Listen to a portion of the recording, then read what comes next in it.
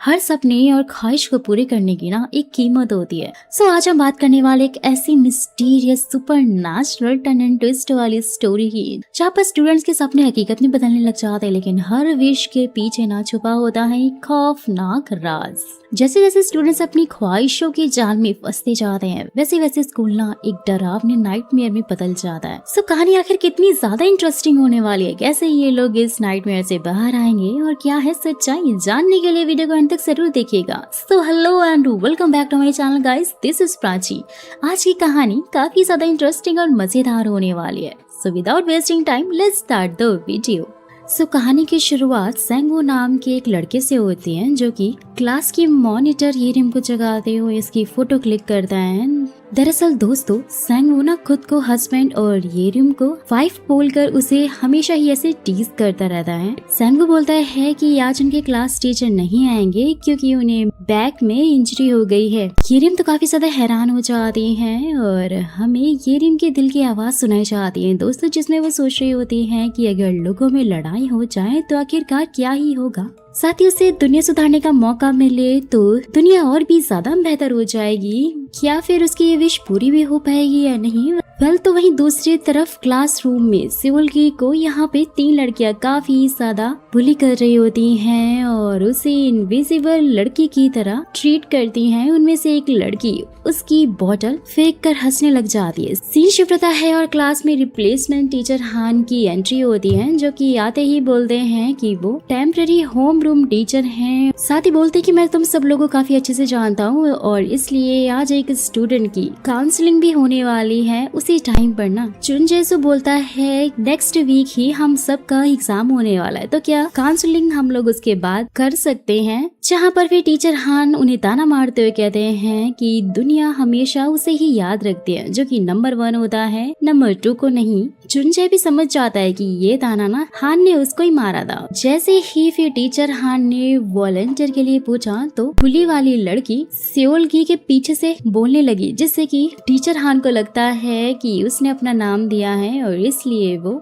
2 बजे आने के लिए बोलकर चले जाते हैं। लंच टाइम स्टार्ट हो जाता है और बुली ग्रुप में एक लड़की सियोलगी को टांग फंसाकर गिरा देती है। सेंगो जैसे ही उसकी मदद के लिए आता है, जहाँ पर फिर बुली गर्ल उसका मजाक उड़ाने लग जाती है। सियोलगी वहाँ से लंच उठाकर चुपचाप चली जाती है और टीचर हान ने सब कुछ देख लिया होता है। नेक्स्ट सीन में सियोलगी जैसे ही काउंसलिंग रूम में हान के साथ में होती है तो टीचर हान फिर उसे इनविजिबल पर्सन बोलते हैं, जिसे सुनते ही वो काफी ज्यादा मायूस हो जाती है। सियोलगी बोलने लग जाती है कि मेरे बारे में आखिर आप क्या ही जानते हैं? तो हान फिर उसे 5 महीने के पहले की सारी घटनाएं बताने लग जाते हैं कि 5 महीने पहले वो भी तो इन सारे स्टूडेंट के साथ में मिलकर एक मासूम सी लड़की को बुली करती थी, जिसने की परेशान होकर स्कूल ही छोड़ दिया था और बुली स्टूडेंट को कोई भी सजा नहीं मिलती है। टीचर हान फिर बोलते हैं कि तुमने ही तो बाकी के टीचर्स को बुली के बारे में बताया था,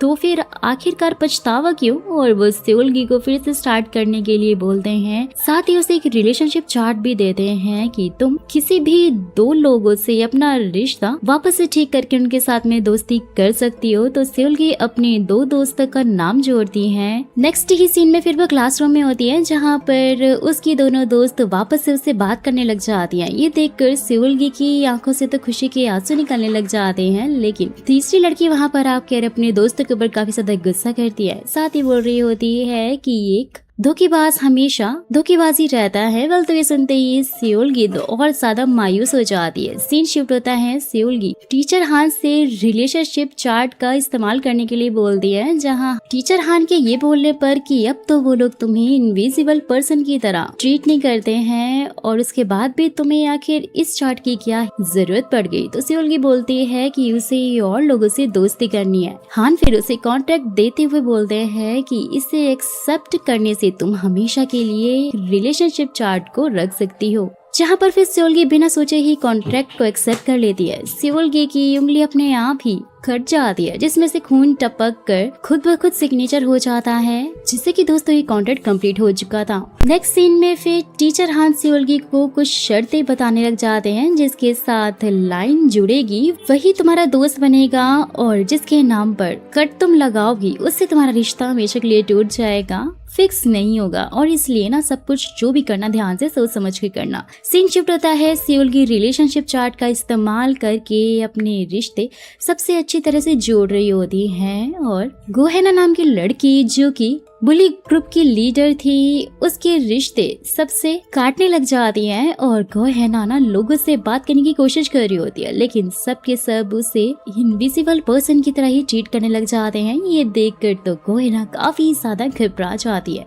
सेओलगी फिर उसे इनविजिबल ह्यूमन कहती हैं और बोलती हैं कि हम तुमसे बात करने में बिल्कुल भी इंटरेस्टेड नहीं है। जहाँ पर गोहेना चारों तरफ देखती है लेकिन उसे कोई भी नहीं देख रहा होता है। सेओलगी उसके पास आकर कहती है हेल की तो बस अभी शुरुआत हुई है और अब आगे आके देखो क्या होता है। सीन शिफ्ट होता है सेओलगी रिलेशनशिप चार्ट का लगातार इस्तेमाल करती जा रही थी और लोगों से रिश्ते बनाते जा रही थी, साथ ही गोहेना के सारे रिश्ते काटती जा रही थी। टीचर हान भी बाहर से सब कुछ देख लेते हैं और अब बाकी स्टूडेंट भी गोहेना को नजरअंदाज करने लग जाते हैं, यहाँ तक कि सब तो सब उसे उस प्लेग्राउंड में भी काफी इग्नोर करने लगते हैं। सेओलगी बहुत ज्यादा खुश हो जाती है और फिर इस बदलाव को येरिम और सैंगवू भी नोटिस करते हैं। सोचते हैं कि अचानक से सब कुछ क्या हो रहा है। सेओलगी सैंगवू के साथ में अपना रिलेशनशिप बनाती है क्योंकि कैफेटेरिया में उसने सेओलगी को बुली होने से जो बचाया था। सीन शूट होता है येरिम सैंगवू को हाय बोलती है लेकिन वो तो उसे इग्नोर मारने लग जाता है। सेओलगी के पास पहुंच जाता है और सबके सब उसी से बात कर रहे थे। येरिम को काफी ज्यादा जलन होती है और वो उन दोनों के पास जाती है। सैंगवू को याद दिलाती है कि हमें क्लास पिक्चर की प्रॉब्लम्स पर बात करनी थी, जिसके बारे में सैंगवू पूरी तरह से भूल चुका था। येरिम उसे ताना मारते हुए कहती है कि भूल ही जाओगे ना, क्योंकि भाई तुम सेओलगी के साथ जो इतना बिजी हो, वहाँ से उठकर जाने लग जाती हैं। बाद में बात करने के लिए बोलती है। वेल तो अब सेओलगी येरिम और सैंगवू का रिश्ता तोड़ना चाहती थी, जैसे कि वो रिलेशनशिप चार्ट में क्रॉस लगाने वाली होती ना। येरिम पहुंच जाती है। सेओलगी जल्दी से उस चार्ट को छुपा लेती है। येरिम भी सेओलगी के पास में आई हुई थी जिससे कि वो ये जान सके कि आखिर गोहेना इतना अचानक से चुप चुप क्यों रहने लगी, उसे क्या हो गया है, वो इतनी ज्यादा चेंज क्यों हो गई है, जैसे कि वे क्लास का माहौल ही पूरी तरह से चेंज हो गया हो। सेओलगी तो उसके सामने अनजान बनने की कोशिश करती जैसे कि उसे कुछ पता ही नहीं है, लेकिन येरिम कहती है कि मुझे ऐसा लग रहा है कि तुम सब कुछ जानती हो, जिस पे सेओलगी ये बोल देती है कि मेरे साथ भी ऐसा ही होता था और तुम उस टाइम पर सिर्फ मुझे बुली होते हुए देखती रहती थी और इसलिए मेरे काम में टांग बिल्कुल भी मत अड़ाना, क्योंकि भाई गोहेना के साथ में ना वही होने वाला है जो सेओलगी ने झेला था। धीरे धीरे अब सेओलगी को भी गोहेना के लिए हमदर्दी जागने लग जाती है और इसलिए वो टीचर हान के पास आती हैं। उन दोनों को मिलते हुए येरिम और सैंगवू भी देख लेते हैं, लेकिन उन्हें समझ में नहीं आता है कि सेओलगी आखिर टीचर से क्यों मिल रही है। येरिम बोलते हैं कि उसे कुछ तो यहाँ पे गड़बड़ लग रही है, जिसपे सैंगवू बोल देता है कि मेरी सेओलगी कभी भी कुछ भी गलत नहीं कर सकती है। येरिम तो काफी हैरान हो जाती है, मेरी सेओलगी। वेल तो फिर सैंगवू उन दोनों की फोटो लेता है। सेओलगी सब कुछ ठीक करने के लिए कहती है, जहाँ हान उसे याद दिलाते हुए कहते हैं कि अब कुछ भी ठीक नहीं हो सकता, क्योंकि पानी की बूंद से लाइन मिटाने पर अब कुछ भी नहीं होगा। इसका इस्तेमाल तुम्हें बहुत सावधानी से करना चाहिए था। सीन शिफ्ट होता है, सारे स्टूडेंट सेओलगी के दीवाने हो चुके थे और उसे पाने के लिए काफी सारी खींचातानी करने लग जाते हैं, जहाँ पर तभी सैंगवू आकर लोगों को हटाते हुए बोलता है कि मेरी सेओलगी सिर्फ मेरे साथ ही जाएगी, कपल पिक्चर हम लोग लेंगे, वो भी मैगजीन के लिए। सेओलगी यहाँ कुछ भी नहीं बोलती है। लोग तभी इसके लिए पागल हो चुके थे, जिसकी वजह से रिलेशनशिप चार्ट नीचे गिर जाता है। उसे उठाने वाली थी कि तभी डेस्क पर रखी पानी की बोतल गिर जाती है और यहाँ कुछ पूरे सॉन्गों की लाइन पर गिर जाती है, जिससे कि ना वो उसकी ऑब्सेशन से बाहर आ जाता है, नॉर्मल हो जाता है। सेओलगी काफी शॉक हो चुकी थी क्योंकि टीचर हान ने ये कहा था कि पानी की बूंद कुछ भी फिक्स नहीं कर सकती है, और वो क्लासरूम की तरफ भागती हैं और उसके पीछे जाती है येरिम और सैंगवू। सारे के सारे लोग उसके पीछे जा रहे होते हैं। सैंगवू को तो समझ में नहीं आ रहा होता कि सब लोग उसका पीछा क्यों कर रहे हैं। येरिम के फिर ये बोलते हैं कि अभी थोड़ी देर पहले ना तुम भी इसके पीछे पीछे घूम रहे थे, लेकिन भाई उसे तो कुछ भी याद नहीं था। वो बोलता है कि एक ही शख्स है जिसको मैं फॉलो करता हूँ और वो तुम हो। येरिम तो काफी ज्यादा खुश हो जाती है ये सुनते ही, लेकिन वो देखती नहीं है और उसे पंच मारकर वहाँ से भाग जाती है। उसे काफी गुस्सा जा रहा था उसके ऊपर। सीन शिफ्ट होता है, भागती हुई सेओलगी रूफ टॉप पर जाती है जहाँ फर्श पर पानी पड़ा हुआ था। वो दरवाजा भी बंद कर देती है और मुड़ कर देखती है। गोहेना छत से कूदने वाली थी। सेओलगी समझाने की कोशिश करती है, सारा का सारा इल्जाम गोहेना के ऊपर लगा देती है कि ये सब कुछ सिर्फ तुम्हारी वजह से ही हो रहा है। सेओलगी बोलती है कि वो सब कुछ ठीक करना चाहती है, पहले की तरह ही उसके साथ दोस्त बनना चाहती है। गोहेना भी फिर उसकी बात मानकर नीचे आके बोलती है कि अगर सच में तुम सब कुछ पहले जैसा करना चाहती हो तो मर जाओ। लेकिन उसी टाइम पे सारे स्टूडेंट दरवाजा तोड़कर सेओलगी को खींचने लग जाते हैं। उसी टाइम पर रिलेशनशिप चार्ट पानी में गिर जाता है और चार्ट पर बनी लाइनें खराब हो जाती हैं। लोग नॉर्मल होकर दोबारा से उसे इग्नोर करके अपनी क्लास में वापस आ जाते हैं। क्लासरूम में जाकर लोगों से बात करने की कोशिश करती है, लेकिन कोई से बात नहीं करता, जिसकी वजह से वो काफी रो रही होती है, क्योंकि यह वो ना सच में एक इनविजिबल लड़की जो बन गई थी और सब उसके बारे में भूल चुके थे। नेक्स्ट डे एक खाली डेस्क था जिसे देखकर येरिम याद करने की कोशिश करती यहाँ कौन बैठता था, लेकिन उसे कुछ भी याद नहीं था जो कुछ भी कल हुआ था। दोस्तों, जैसे ही सेओलगी छत से कूदने की कोशिश करती है, टीचर हान उसे बचाकर अपने साथ में ले जाते हैं। सीन शिफ्ट होता है जहाँ पर क्लास नॉर्मल चल रही थी। सैंगो येरिम की तस्वीर लेता है। येरिम कैमरा छीनने की कोशिश करती है। सैंगो पीछे जाते हुए सेओलगी के डेस्क से टकराया और वो दोनों देखते हैं कि डेस्क पे एक चेतावनी लिखी थी। लिखा था कि काउंसलिंग रूम में बिल्कुल भी मत जाना। नेक्स्ट सीन में दोस्तों देखते हैं कि सेओलगी एक मिरर के अंदर कैद है, जो कि अकेली एक डेस्क पर बैठी हुई काफी ज्यादा तड़प रही है।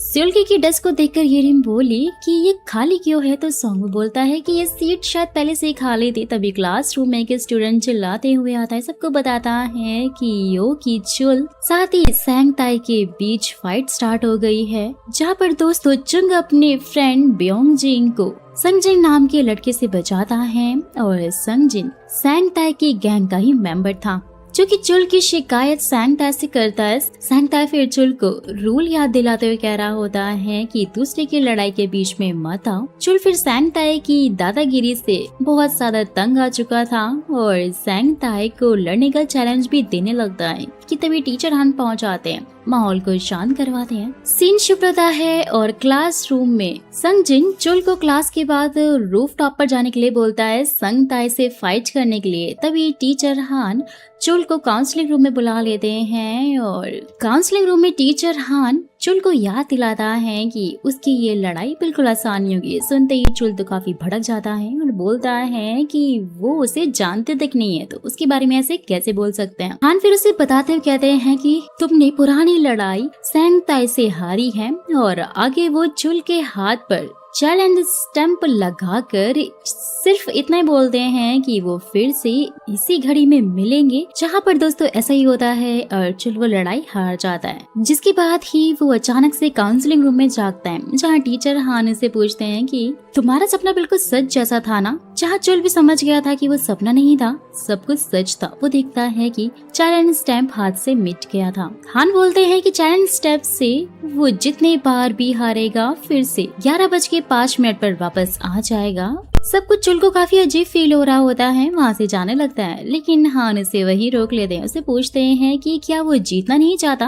वेल तो फिर चुल को भी कॉन्ट्रैक्ट दिया जाता है। टीचर हान बोलते हैं कि जितनी बार भी वो हारेगा ना, वापस से 11:05 पर वापस इसी रूम में आ जाएगा, जब तक कि वो लड़ाई जीत नहीं जाता। लेकिन इसकी ये शर्त है कि वो चैलेंज में बिल्कुल भी गिव अप नहीं करेगा और चुल भी हामी भर लेता है। उसकी भी उंगली कट जाती है, कॉन्ट्रैक्ट खून से साइन हो जाता है, जहाँ टीचर हान चुल के हाथ पर चैलेंज स्टैंप लगा देते हैं, जिससे चुल भी फिर मिरर के अंदर चला जाता है। सीन शिफ्ट होता है लड़ाई के लिए। चुल रूफ टॉप की तरफ बढ़ रहा होता है। रास्ते में येरिम उसे रोककर पूछती है कि क्या टीचर हान ने तुम्हें कुछ स्ट्रेंज बात बोली है, तो चुल झूठ बोल देता है कि उन्होंने उसे ऐसा कुछ भी नहीं बोला है और बाद में लड़ाई स्टार्ट हो जाती है। वैसे ही होता है जैसे कि टीचर हान ने कहा था और चुल ये फाइट हार जाता है और फिर से वो उसी घड़ी में वापस पहुंच जाता है। तो फिर इस तरह शुरू होता है कभी ना खत्म होने वाला ये टाइम लूप। और बहुत बार हारने के बाद चुल को सैंग ताई के सारे मूव्स याद हो गए थे और वो काफी ही आसानी से सेंग ताई को हरा के स्कूल का बॉस बन जाता है। तो उसके बाद चुल और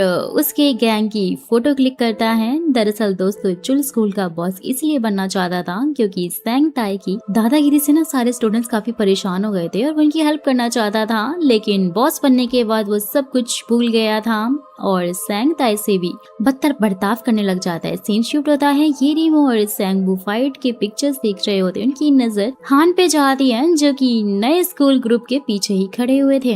बोलते यहाँ पे सेंग ताई हारने के बाद चुल से बदला लेने के लिए अपने साथियों को उससे लड़ने के लिए भेज देता है और एक बार फिर से चुल हारने के बाद 11:05 पर काउंसलिंग रूम में पहुंच जाता है, जहाँ टीचर हान उसे याद दिलाते हैं कि जितनी बार भी वो हारेगा इसी घड़ी में वापस आ जाएगा। यानी कि अब अगर चुल किसी से भी हारेगा फिर से सेंग ताई से उसे लड़ना होगा और फिर उसके बाद वो आगे लड़ाई लड़ पाएगा। तो अब चुल ना लगातार लड़ाई करने लग जाता है और जितनी बार वो हारता है वापस से उसी घड़ी पे पहुंच जाता है और जैसे ही कि वो कोई लड़ाई जीतता है ना, नया दुश्मन उसके सामने आकर खड़ा हो जाता है उससे लड़ने के लिए। फिर चुल को ये टाइम लूप झेलना पड़ता है और इस टाइम लूप से अब वो पूरी तरह से थक चुका था क्योंकि बार बार उसे ये सब कुछ करना पड़ रहा था। उसके दोस्त ब्योंग जिंग को ये उम्मीद थी कि उसके बॉस बनते स्कूल में बदलाव आएगा, सब कुछ काफी अच्छा हो जाएगा, लेकिन चुल ने ऐसा नहीं किया था। इसलिए ब्योंग जिन सेंग ताई की गैंग में शामिल हो चुका था और वो सब मिलकर चुल पर हमला कर देते हैं। लड़ाई हारने के बाद जख्मी हालत में चुल टीचर हान के पास जाकर चैलेंज स्टैम्प हटाने को बोलता है, लेकिन हान उसे याद दिलाते कहता है कि वो अपना फैसला पहले ही कर चुका है और अब वो बिल्कुल भी गिव अप नहीं कर सकता। इसलिए हान ने उसे फिर से लड़ने के लिए भेज दिया, जहाँ पर बाकी स्टूडेंट्स ना मिलकर चुल को बहुत ज्यादा मारते हैं। नेक्स्ट मॉर्निंग सेंगवू और येरिन की नजर चुल के डेस्क पर बने हुए चैलेंज स्टैम्प पर जाती है। उसके बाद एक और खाली डेस्क पर येरिन की नजर जाती है, लेकिन उन्हें याद ही नहीं था कि ये किसकी सीट है। सीन शिफ्ट होता है, येरिन और सेंगवू किसी काम से काउंसलिंग रूम में जाते हैं, जहाँ पर उन्हें वही चैलेंज स्टैम्प मिल जाता है। कॉन्ट्रैक्ट फाइल में सेओल जी और चुल के कॉन्ट्रैक्ट पेपर्स रखे हुए थे। वो नोटिस करते हैं कि सिग्नेचर खून से हुए हैं और उसी टाइम पर कोई काउंसलिंग रूम का डोर खोलता है। सीन फिर से चुल पर जाता है और अब वो ना दोस्तों उसी मिरर में फंसकर काफी तड़प रहा होता है। जैसे ही हानुस काउंसलिंग रूम में आते हैं तब तक ये रिमो और सेंगवू छुप चुके होते, लेकिन टीचर को पता लग गया था कि यहाँ कोई तो था। फिर अचानक वहाँ दूसरा टीचर भी पहुँच जाता है, हान को अपने साथ में ले जाता है। नेक्स्ट सीन में योन नाम की एक लड़की बाकी स्टूडेंट को बता रही होती है कि कोई तो अजीब आदमी है जो किसका पीछा करता है। बाकी स्टूडेंट ने पूछा कि क्या तुमने उस स्टॉकर का फेस नहीं देखा, जिसका जवाब योन ने दिया कि उस टाइम पर ना काफी ज्यादा अंधेरा था। स्टॉकर ने मास्क और ब्लैक हुडी पहन रखी थी, इसलिए वो चेहरा नहीं देख पाई। ये रिम बोल दिया कि इसके पेरेंट्स और बॉयफ्रेंड काफी ज्यादा परेशान होंगे इसके लिए, लेकिन योन कहती है कि उसके डैड अपने काम की वजह से बाहर रहते हैं और मॉम उनके साथ नहीं रहती। बॉयफ्रेंड भी बॉस्टन में रहता है। कि उसी टाइम पर अचानक से एक लड़की बोलती है, लेकिन तुमने तो बोला था कि तुम्हारा बॉयफ्रेंड न्यूयॉर्क से है। झूठ सामने आते ही ना सोन वहाँ से चली जाती। दूसरे स्टूडेंट को लगता है कि अगर योन की लाइफ बुक होती ना तो वो पक्का बेस्ट सेलर ही होती, क्योंकि सभी जानते थे कि योन कितना ज्यादा झूठ बोलती है। सीन शुरू होता है क्लासरूम में। टीचर हान सबसे राइटिंग असाइनमेंट के स्कोर डिस्ट्रीब्यूट कर रहे होते हैं और योन को स्टोरी राइटिंग में बेस्ट स्कोर मिला था, इसलिए टीचर हान उसे गिफ्ट लेने के लिए काउंसलिंग रूम में बुलाते हैं। जैसे ही वो काउंसलिंग रूम में पहुंचती है, हान उसे एक डायरी देकर वो सारी चीजें लिखने के लिए बोलते हैं जो कि वो लाइफ में चाहती थी, जो कि उसकी आज तक की विश थी, और एक स्टोरी की तरह वो सब कुछ लिख रही होती है। सियोल नाम के एक लड़के को वो अपना इमेजिनरी बॉयफ्रेंड बनाती है, जो कि बॉस्टन में पढ़ता है, दिखने में मॉडल जैसा है और उसे बहुत ज्यादा प्यार करता है। आर्ट और गिटार बजाने का उसे टैलेंट देती है। जैसे ही उसने लिखना बंद किया ना तो हान ने उसकी डायरी यहीं पर छोड़ने के लिए बोला। योन के ये बोलते हैं कि लेकिन आपने तो कहा था कि ये डायरी मेरा गिफ्ट है। हान उसे बोलते हैं कि डायरी तुम्हारा गिफ्ट नहीं है। नेक्स्ट सीन में क्लासरूम में, जहाँ पर एक स्टूडेंट योन का झूठ सामने लाने के लिए उसके बॉयफ्रेंड को वीडियो कॉल करने के लिए बोलती है ना, वो अपने ही बनाए हुए झूठ में फंस जाती है। योन तो बहाना बनाते हुए बोलती है कि उसे बहुत सारा काम होगा, लेकिन वो स्टूडेंट उसके पीछे पड़ गई थी, बार बार अपने बॉयफ्रेंड को कॉल करने के लिए बोलती है। नेक्स्ट सीन में हान के साथ में एक नया स्टूडेंट होता है और वो स्टूडेंट योन की स्टोरी वाले बॉयफ्रेंड जैसा था दोस्तों, और उसका नाम भी सियोल था। वो बॉस्टन से आया था और वो लड़का सबके सामने योन से बोलता है कि मुझे माफ करना, मैंने तुम्हें काफी सारा इंतजार करवाया। सब हैरान थे क्योंकि सबको अब समझ में आ गया था कि शायद यही योन का बॉयफ्रेंड है। यानी कि वो झूठ नहीं बोल रही थी। योन दया खुद भी शॉक में होती है कि आखिर ऐसा कुछ कैसे हो सकता है। हान से पूछती है कि क्या ये सपना है, लेकिन हान उसे बताते हैं कि जो कुछ भी तुम इस डायरी में लिखोगी ना वो सब कुछ सच हो जाएगा तुम्हारे साथ में। सीन शिफ्ट होता है जहाँ योन अपने बॉयफ्रेंड के साथ में सीढ़ियाँ उतर रही होती है और वहाँ वो स्टूडेंट आती है जिसने की योन को झूठा कहा था, उससे माफी मांगते हैं। योन भी उसे माफ कर देती है। तब पूरे स्कूल में ना उन दोनों की जोड़ी का खूब जादू चल गया होता है। कैफेटेरिया में उसका बॉयफ्रेंड पूछ रहा होता है कि आखिरकार उसे आगे क्या करना है, जिसके बाद ही वो योन को स्टोरी आगे कंटिन्यू करने के लिए बोल देता है। वो समझ जाती है कि जो कुछ भी एक्शन वो लिखेगी ना वो सब कुछ स्टोरी में रियल होगा और भाई इसीलिए डायरी लेने के लिए टीचर हान के पास में जाती है, जहाँ पर फिर टीचर हान उसे बोल देगी अगर तुम्हें ये डायरी चाहिए तो तुम्हें एक कॉन्ट्रैक्ट पे साइन करना होगा। जहाँ योन भी इसके लिए रेडी हो जाते क्योंकि वो अपनी ख्वाबों की दुनिया में डूब चुकी थी और इन सारे के सारे ख्वाबों को जीना चाहती थी, इसलिए वो कॉन्ट्रैक्ट के लिए मान जाती है। उसकी उंगली कट जाती है और ब्लड से कॉन्ट्रैक्ट भी साइन हो चुका था और वो भी दोस्तों मिरर के अंदर चली जाती है। तो अब टीचर हान योन को कुछ शर्तें बताते हैं। डायरी इस्तेमाल करते वक्त उसे याद रखना है जैसे कि वो लिखेगी वो सब के सब उसे सच मानेंगे, लेकिन भाई उसे कुछ भी अनरीजनेबल नहीं लिखना है और लिखते टाइम ना उसे बहुत सावधान रहना है, स्टोरी बदल ना जाए।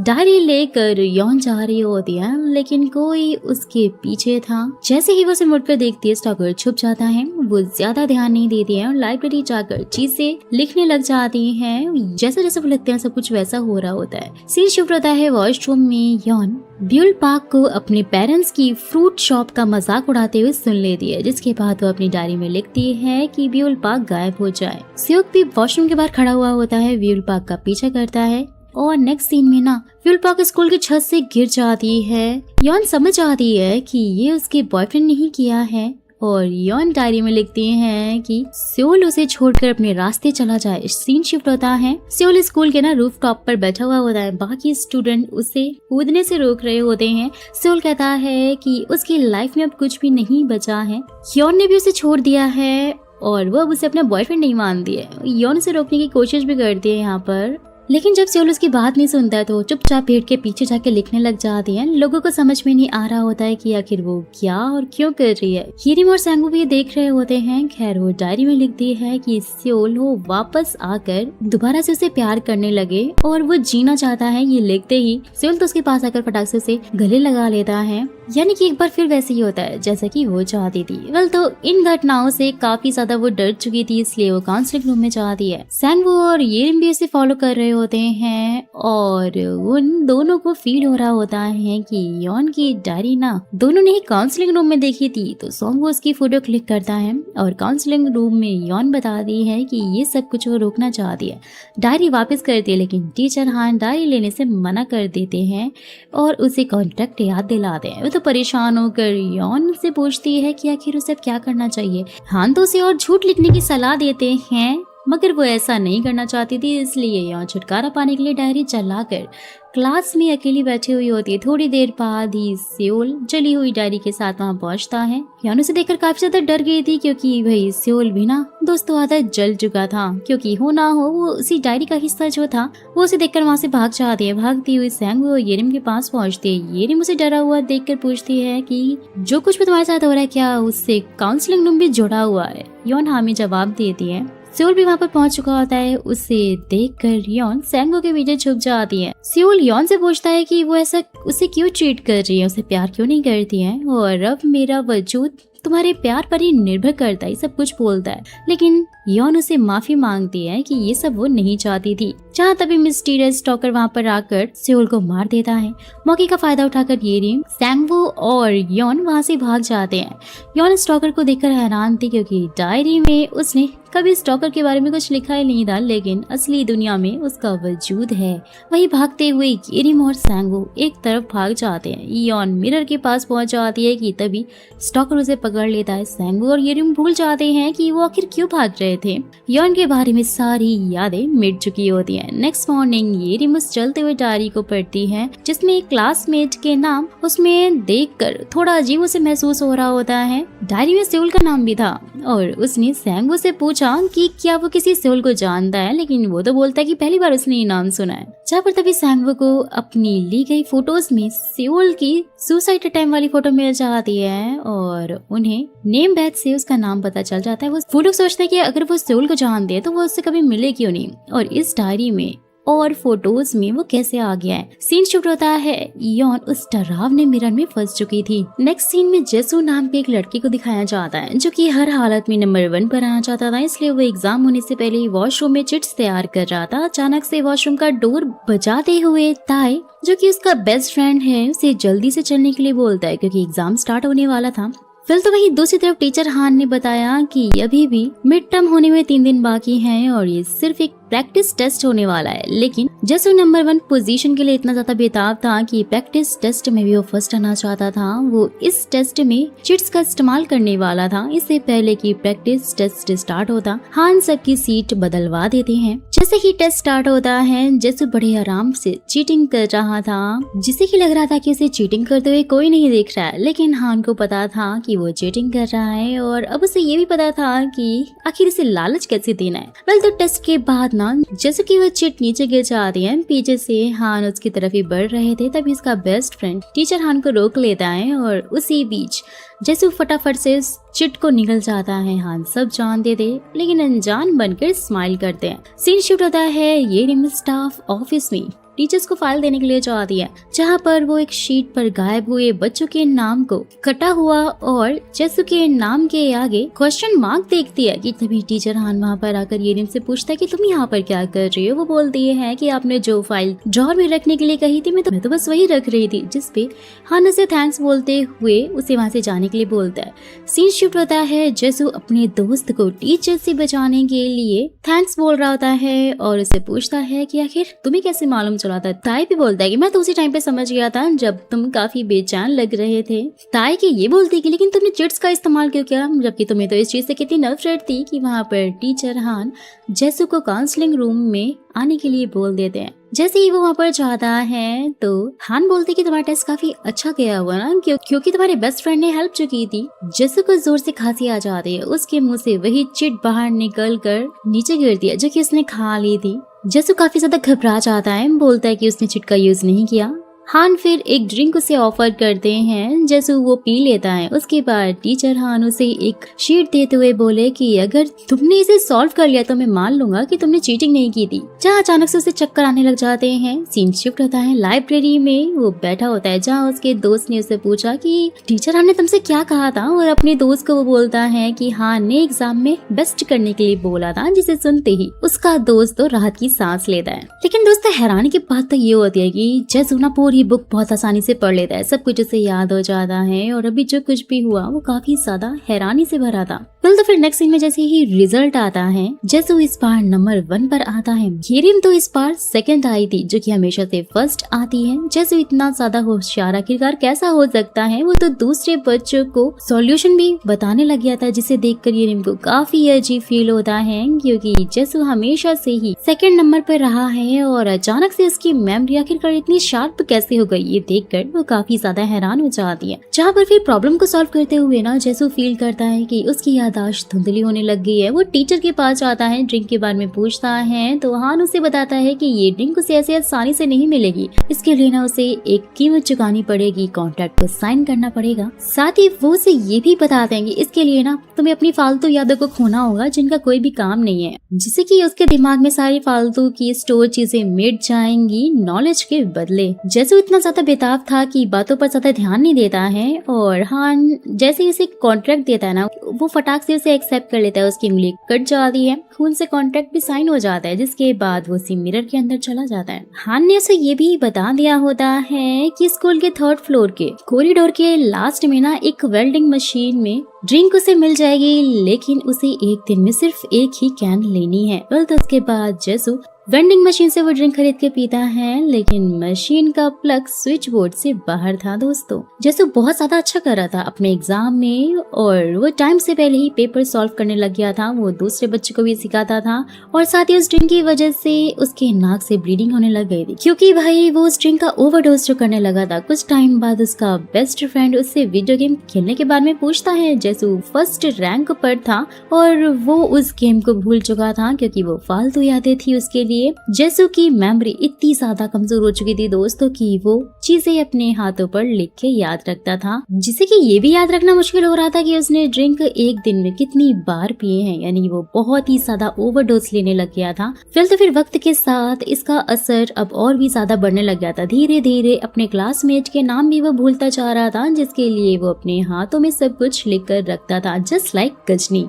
ताई भी ये सब कुछ नोटिस कर रहा था। उसका बेस्ट फ्रेंड एक अननोन ड्रिंक पीता है और अचानक से उसकी यादें भी मिटने लग गई हैं। वेल तो ये सारी बातें जाके येरिम और सैंगवू को भी बता देता है, जहाँ पर फिर येरिम ताई को उन सब स्टूडेंट्स के बारे में बताती जो कि गायब हो चुके हैं और उनकी मेमोरी हम सबके दिमाग से भी मिटा दी गई है। ताई बोलता है कि अगर हम सबकी यादें मिट रही हैं तो आखिरकार उसे कैसे उन सारे स्टूडेंट्स के बारे में याद रहा। तो येरिम बोलती है कि फिलहाल के लिए तुम्हारा ये जानना जरूरी नहीं है, बस तुम इतना समझ लो कि जैसू भी अब जल्दी गायब होने वाला है। वेल तो अब तीनों मिलकर ना जैसू का पीछा करते हैं वेंडिंग मशीन तक और वहाँ अजीब महसूस कर रहे होते हैं क्योंकि यहाँ किसी को भी वेंडिंग मशीन के बारे में नहीं पता था। साथ ही दोस्तों यहाँ पर एक और बात का खुलासा होता है कि जैसू एक दिन में एक से ज्यादा कैन कंज्यूम करने लग गया था और नेक्स्ट मॉर्निंग ना उसे अब अपने क्लास की लोकेशन भी याद नहीं रहती है। टीचर हान उसे क्लास तक छोड़ते हैं, जहाँ पर सब शॉक्ड हो जाते हैं क्योंकि जैसू को अपनी सीट भी याद नहीं थी। मिड टर्म एग्जाम में वो ओवर हो चुके थे, जिसके बाद वो काउंसलिंग रूम में जाता है और टीचर हान उसे याद दिलाते हैं कि उसे एक दिन में सिर्फ एक ही कैन कंज्यूम करना था।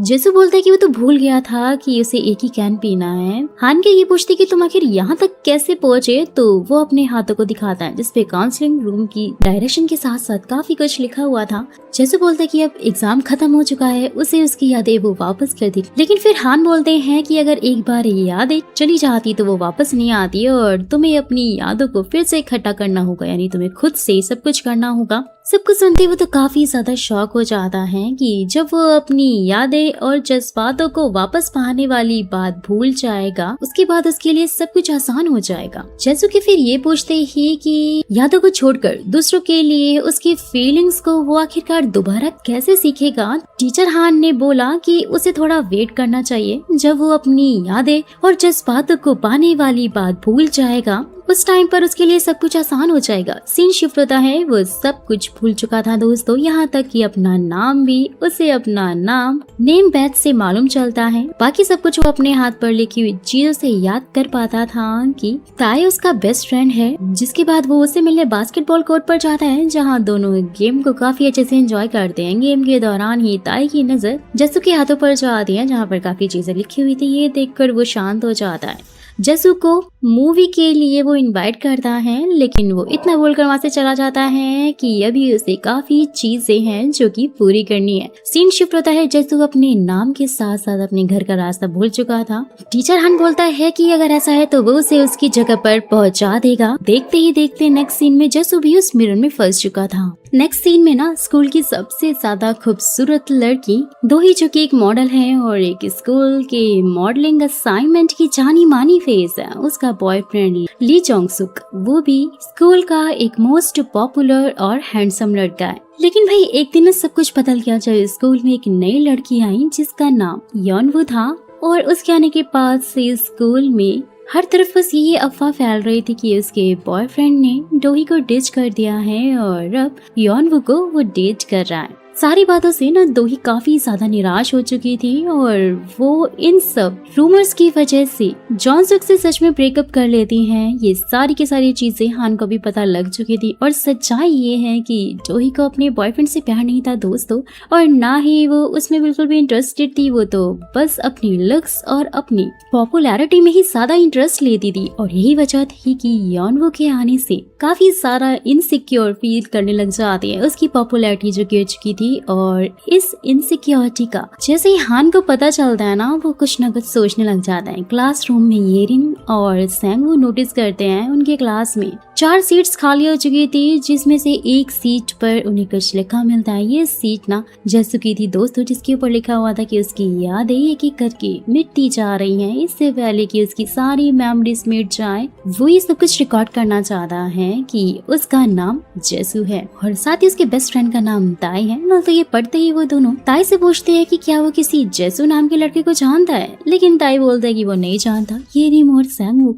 फिर से काफी अजीब फील करने लग जाते हैं और अब इस मिस्ट्री को सॉल्व करने के पीछे लग जाते हैं कि आखिर ये सब चल क्या रहा है उनके स्कूल में। नेक्स्ट सीन में जो ही अपने लुक्स को लेकर बहुत परेशान हो जाती है, उसे एक ऐप का नोटिफिकेशन मिलता है, जिसे डाउनलोड करने के बाद वो अपनी फोटो पर कुछ ब्यूटी फिल्टर्स यूज करती है। जैसे जैसे फोटो को चेंज कर दिया ना, उसका असर उसकी रियल लाइफ में पड़ने लग जाता है, यानी कि वो भी वैसी ही ब्यूटीफुल होती जा रही होती है। सारे स्टूडेंट उसे स्कूल गॉडेस के नाम से बोलने लग जाते हैं, वैसा ही उसे ट्रीट भी करते हैं। अचानक से डोही की ब्यूटी बढ़ती देखकर जॉन सुक भी उसे माफी मांग लेता है, फिर से उसे प्रपोज करता है। डोही को अब फिर से काफी अच्छा लगने लग जाता है, क्योंकि वो काफी ज्यादा पॉपुलर होने लग गई थी पहले से भी ज्यादा। लेकिन फिर अचानक से उसे ये मैसेज मिलता है कि इसके ऐप का ट्रायल वर्जन ना 5 मिनट में खत्म होने वाला है। वो वॉशरूम की तरफ भागते हैं, जैसे ही उसका ट्रायल वर्जन खत्म होता है, उसका फेस फिर से पहले जैसा हो जाता है। यानी कि दोस्तों अब वो उस ऐप के ओरिजिनल वर्जन को खरीदना चाहती थी, इसलिए मैसेज करती है बाय करने के लिए। मैसेज का जवाब आता है कि काउंसलिंग रूम में जाओ। जैसे वहाँ पहुंचती है ना, तो हान उसे वही कॉन्ट्रैक्ट दिखाते हैं और वो बिना पढ़े कॉन्ट्रैक्ट एक्सेप्ट कर लेती है, जिसके बाद उसकी उंगली से खून टपक कर कॉन्ट्रैक्ट साइन हो गया था और वो भी मिरर में चली जाती है। तो अब टीचर हान की शर्तें ये थी कि उसे ऐप से अपनी ब्यूटी को इनहेंस करना है और उसे फोन की बैटरी हमेशा चार्ज ही रखनी होगी, क्योंकि अगर ऐप ने काम करना बंद कर दिया तो उसकी ब्यूटी फिल्टर्स भी गायब हो जाएंगे और उसे ये भी ध्यान रखना होगा कि उसका फोन कभी भी खराब ना हो और ना ही टूटे। तब डोही पूरे योसन स्कूल में इतनी पॉपुलर हो चुकी थी कि लड़कियां उससे हमेशा घेरे रहती थी, उससे ब्यूटी टिप्स भी मांगती रहती थी। सीन शिफ्ट होता है, ये रिम सॉन्गवू के साथ में मिलकर उस काउंसलिंग रूम में जासूसी करते हुए फिर से उस कॉन्ट्रैक्ट फाइल को ढूंढ कर निकाल लेते हैं, जिसमें कि उन्हें बाकी किसी स्टूडेंट के बारे में कुछ याद नहीं था। जैसे कि कॉन्ट्रैक्ट को देखकर उन्हें सीट पर लिखी वो बात याद आती है। साथ ही यहाँ पे उन्हें डोही का कॉन्ट्रैक्ट भी मिल जाता है। अचानक से येरिम के कानों में काफी तेज दर्द स्टार्ट हो जाता है। वो रूम में लगी हुई एक पेंटिंग में अपने रिफ्लेक्शन को देखते हैं, जो कि उसे बोल रही होती है कि तुम ना सबसे ज्यादा बिजी पर्सन हो, जो कि अपनी पढ़ाई में काफी मेहनत करती है और अब फालतू की चीजों में सोच के अपना टाइम वेस्ट कर रही है। सबको सुनते ही येरिम थोड़ा डर जाती है, जो कुछ भी अभी उसके साथ में हुआ। सैंगवू को अपने साथ में वहाँ से लेकर चली जाती है और वहीं डोही भी जॉनसुक को अपना टाइम देने से मना कर देती है, क्योंकि वो ज्यादातर अपने फोन के ऐप के साथ में जो बिजी रहती थी। तभी वो देखते हैं कि उसके फोन की बैटरी खत्म होने वाली है। जल्दी से क्लासरूम की तरफ भागती है, जहाँ पर उसका झगड़ा इसी बात पे होता है कि कौन फोन चार्ज पर लगाएगा।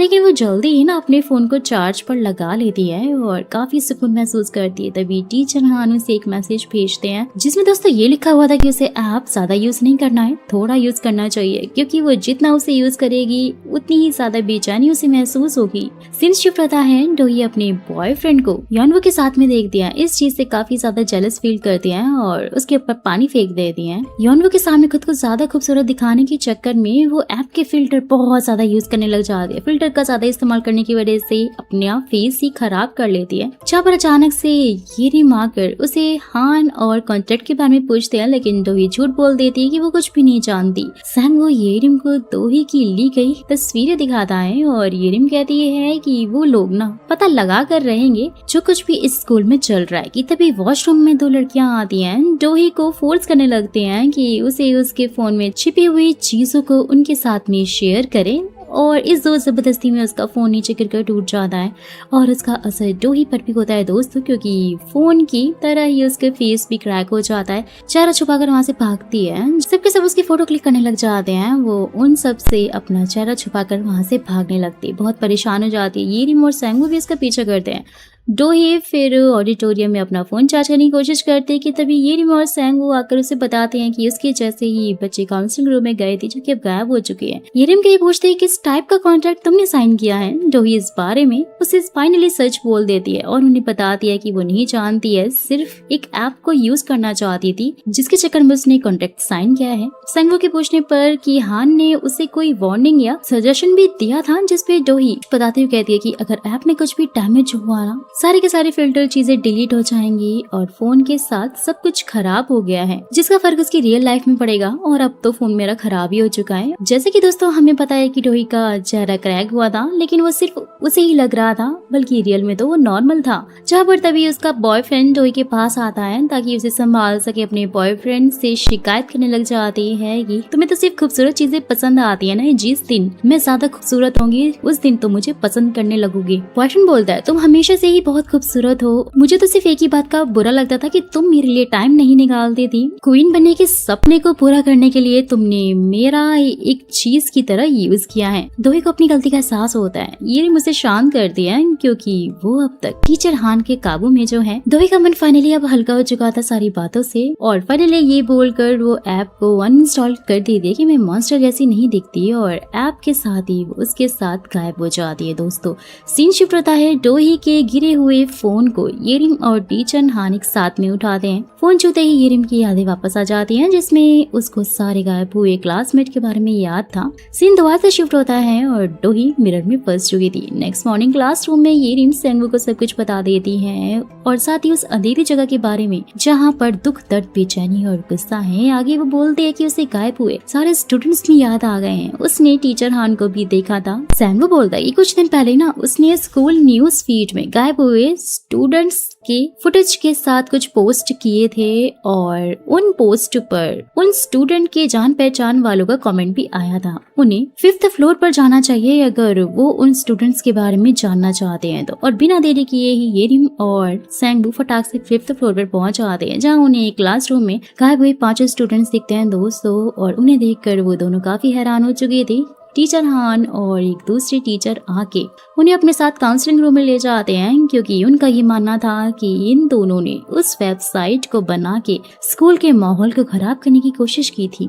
लेकिन सेंगवू येरिम को बचाने के लिए सारा इल्जाम खुद पर ले लेता है, और ससामी हान उसे काफी सारे अपॉलॉजी लेटर्स लिखने के लिए देते हैं। सीन शिफ्ट होता है। येरिम दोबारा से अपने मिरर रिफ्लेक्शन को देखते हैं, जो कहती है कि तुम दयालु होने का दिखावा करती हो, जल्द ही मैं बाहर आऊंगी और तुम्हारी जगह ले लूंगी।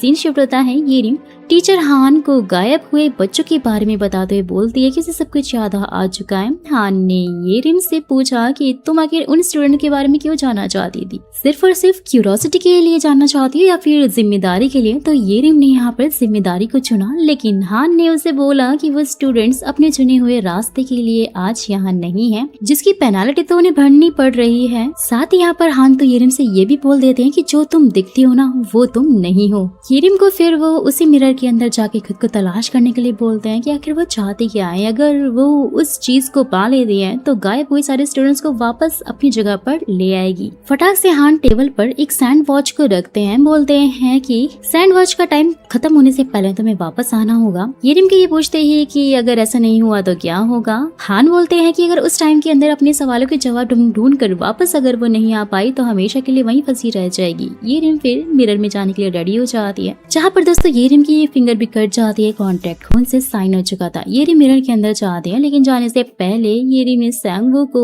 एक वॉइस नोट सेंड कर दिया था, जिसमें उसने कहा था कि वो काउंसलिंग रूम में जा रही है और उसे कुछ भी हो सकता है। सेंगवू भागते हुए वहाँ पर पहुँचता है, जहाँ उसे येरिम मिल तो जाती है, लेकिन वो काफी बदली हुई होती है। जैसे कि वो पहले सीरियस थी, लेकिन ये वाली बिंदास थी, क्योंकि भाई ये मिरर रिफ्लेक्शन वाली येरिम है दोस्तों। नकली येरिम के सेंगवू से पूछते हैं कि मरने से पहले तुम क्या करना चाहोगे। वो बोलता है कि मैं तुम्हारे साथ पूरा दिन बिताऊंगा, और तुम क्या करना चाहोगी। सीन अचानक से शिफ्ट हो जाता है, जहाँ येरिम अपने बिंदास प्रताप से पूरी क्लास को हैरान कर देती है, क्योंकि वो बेंच पर चढ़ के नाचने लगती है। सेंगवू के साथ में रोमांटिक डांस भी करती है। दूसरी तरफ रियल येरिम अंधेरे स्कूल में पहुंच जाती है। मिरर से असली दुनिया दिख रही होती है। सेंगवू को देखकर वो उसे आवाज लगाती है, लेकिन सेंगवू उसे नहीं सुन पाता। वो काफी सैड हो जाती है। अपने बाकी साथियों को ढूंढने के लिए जाती है। उसे छोटी येरिम भी मिलती है, जो कि कहती है कि हर दिन मैं तुम्हें देखती हूँ, जब तुम मिरर के अंदर खुद को देखती हो तुम काफी ज्यादा दुखी लगती हो। खुश रहोगी तो ज्यादा अच्छा होगा। दूसरों की नजरों से खुद को नहीं देखना चाहिए।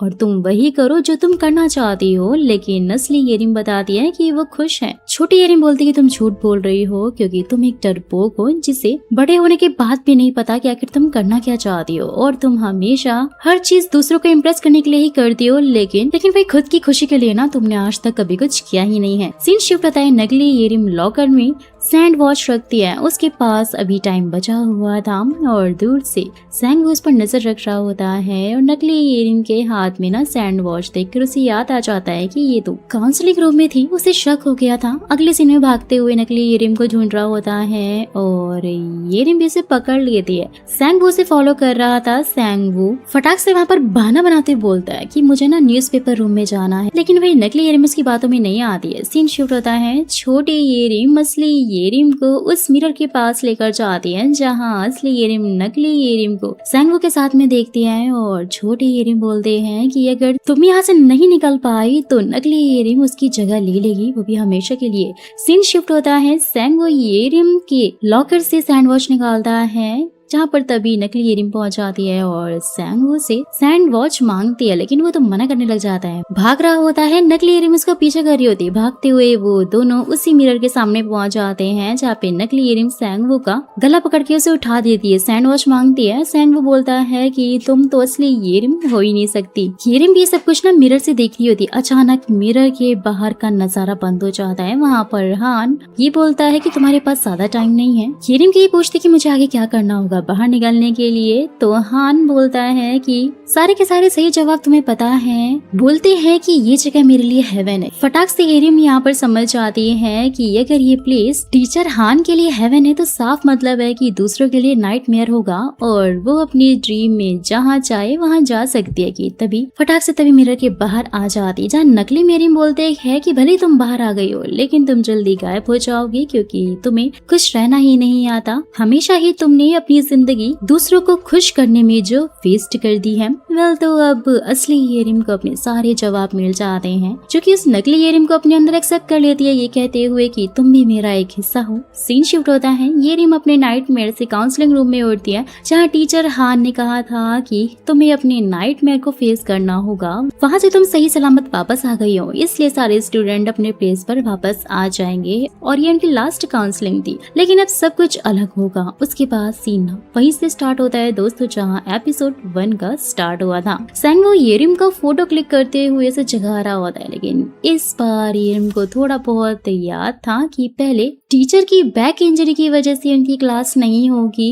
लेकिन उन दोनों को समझ में नहीं आ रहा होता है कि येरिम को कैसे पता चल गया कि आगे क्या होने वाला है। सीन शिफ्ट होता है। येरिम सैंगवू को बताते कि उसे लगता है कि वो एक लंबे नाइटमेयर से उठी है। सैंगवू बोलता है कि नाइटमेयर एक प्रोसेस है बुरी यादों को गायब करने का, क्योंकि जब हम नाइटमेयर से उठते ना उस टाइम पर हमारी सारी की सारी बुरी यादें गायब हो जाती हैं और सारे दर्द भी मिट जाते हैं। सीन शिफ्ट होता है जहाँ क्लास फोटो लेते टाइम पर येरिम हान से पूछ रही होती है कि आप बुरे टीचर हो या फिर अच्छे, जहाँ टीचर हान अचानक से गायब हो जाते हैं। लास्ट सीन में दोस्तों टीचर हान काउंसलिंग सेशन में सैंगवू से बोलते हैं कि अगर तुम इस कैमरे को इस्तेमाल करते हो तो सारी सच्चाई पता चल जाएगी, लेकिन तुम्हें एक चीज याद रखनी है कि दूसरों के राज के साथ छेड़छाड़ करना बिल्कुल भी इंटरेस्टिंग नहीं होगा। सैंगवू फिर कॉन्ट्रैक्ट को एक्सेप्ट कर लेता है और यहीं पर इस स्टोरी का दी एंड हो जाता है। वेल तो इससे हमें ये पता चलता है कि इंसान की जो भी इच्छाएं होती है ना वो उन्हें पाने के लिए लाइफ में सब कुछ करता है और जैसे जैसे उसकी इच्छा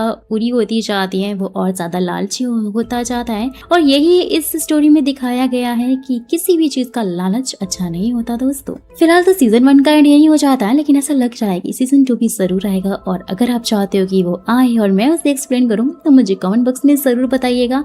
साथ ही आपको ये ड्रामा कैसा लगा ये भी मुझे कमेंट बॉक्स में बता दीजिएगा। नेक्स्ट सीरीज कौन सी देखना चाहते हो ये भी आप लिख सकते हो। और अगर अभी तक चैनल को सब्सक्राइब वीडियो को लाइक नहीं किया है क्योंकि मैंने इतने अच्छे से एक्सप्लेन किया था, अगर आपको स्टोरी पसंद आई है तो लाइक और कमेंट जरूर कीजिएगा।